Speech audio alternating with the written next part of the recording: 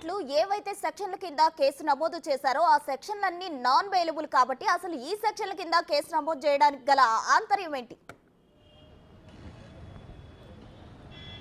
అంటే ప్రధానంగా ఇక్కడ ఒక కేసు, ఈ కేసుకి సంబంధించి అక్కడ రఘురామకృష్ణరాజా లేకపోతే మరో వ్యక్తి అనేది పక్కన పెడితే ఒక్కసారి పోలీసులు అదుపులోకి తీసుకున్నటువంటి నేపథ్యంలో విచారణ అనేది వాళ్ళు చాలా నీట్గా చేయాల్సినటువంటి పరిస్థితులు ఉంటాయి. ఒకవేళ ఆన్సర్ రానటువంటి పరిస్థితుల్లోనే థర్డ్ డిగ్రీని ప్రయోగిస్తారు. ఈ మధ్య కాలంలో థర్డ్ డిగ్రీ ప్రయోగాలకు సంబంధించి కానీ లేకపోతే ఎవరినైతే అరెస్టు చేసి స్టేషన్లో కొట్టడం కానీ లేకపోతే ఇవన్నిటిని కూడా కోర్టు అయితే వ్యతిరేకిస్తున్నటువంటి పరిస్థితులు ఉన్నాయి. సుప్రీంకోర్టు గైడ్లైన్స్ కూడా క్లియర్గా ఉందనే విధంగా కూడా కొంతమంది న్యాయ నిపుణులు చెప్తున్నారు.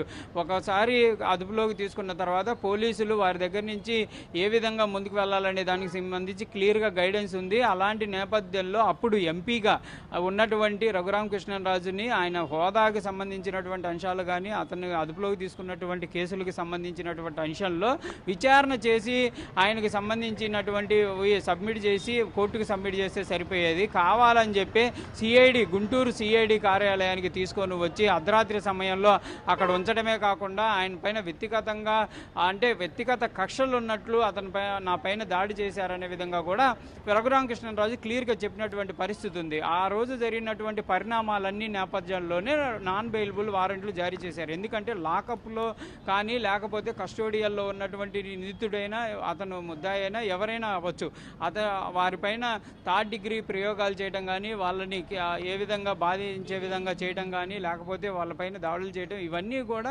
సెక్షన్లన్నీ కూడా నాన్ బెయిలబుల్ కింద ఉన్నాయి అనే విధంగా చెప్తున్నారు. ఈ నేపథ్యంలోనే ఈ కేసు అనేది నమోదైనట్లు కూడా క్లియర్గా చెప్తున్నటువంటి పరిస్థితులు ఉన్నాయి. అంటే రఘురామకృష్ణరాజు ఇచ్చినటువంటి ఫిర్యాదు, దానికి సంబంధించి ఉన్నటువంటి ఆధారాలు ప్రతిదీ కూడా పరిశీలించిన తర్వాత ఈ సెక్షన్లన్నీ ఇంప్లిమెంటేషన్ చేసేటటువంటి అవకాశం ఉంటుంది. కాబట్టి 120బికి సంబంధించి కానీ 307కి సంబంధించి 307 కానీ 326 కానీ ఇవన్నీ కూడా దాడులకు సంబంధించినటువంటి అంశాల్లో వస్తాయి. కాబట్టి వీటన్నిటిని కూడా క్లియర్గా సెక్షన్ల వైజ్గా కూడా నమోదు చేసినటువంటి పరిస్థితులు ఉన్నాయి.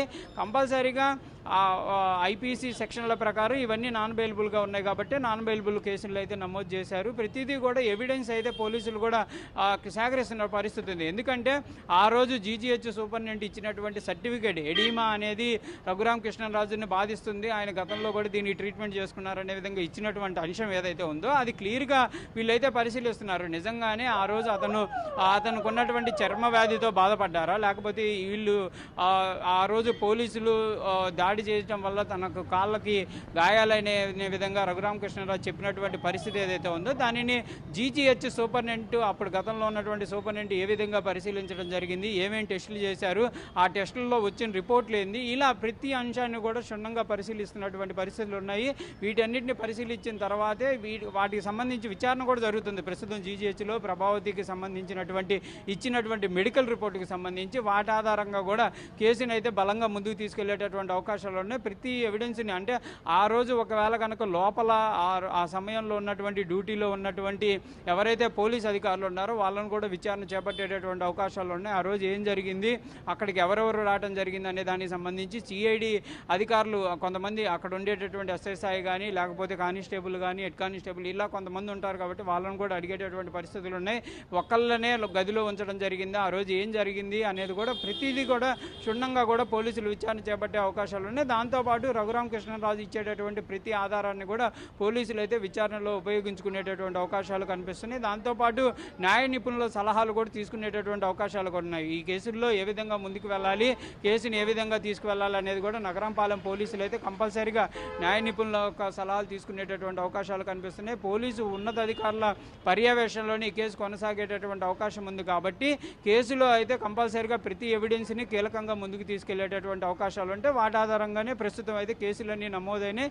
ఈ సెక్షన్లన్నిటికీ సంబంధించి ఒకవేళ కోర్టు పరిధిలోకి వెళ్ళినటువంటి నేపథ్యంలో కంపల్సరీగా వాళ్ళు కూడా కోర్టులో వాళ్ళ ఒక వాదనలు వినిపించేటటువంటి అవకాశాలు ఉంటాయి. కాబట్టి ఈ సెక్షన్లు నిజంగా ఇంప్లిమెంటేషన్కి అమలుగా ఉంటాయా లేకపోతే ఏ విధంగా ఉంటాయి అనేది కూడా పోలీసులు అయితే ప్రతిదీ న్యాయ నిపుణుల సలహాలు తీసుకొని ఈ కేసుల్లో నమోదు చేసినట్టు తెలుస్తుంది.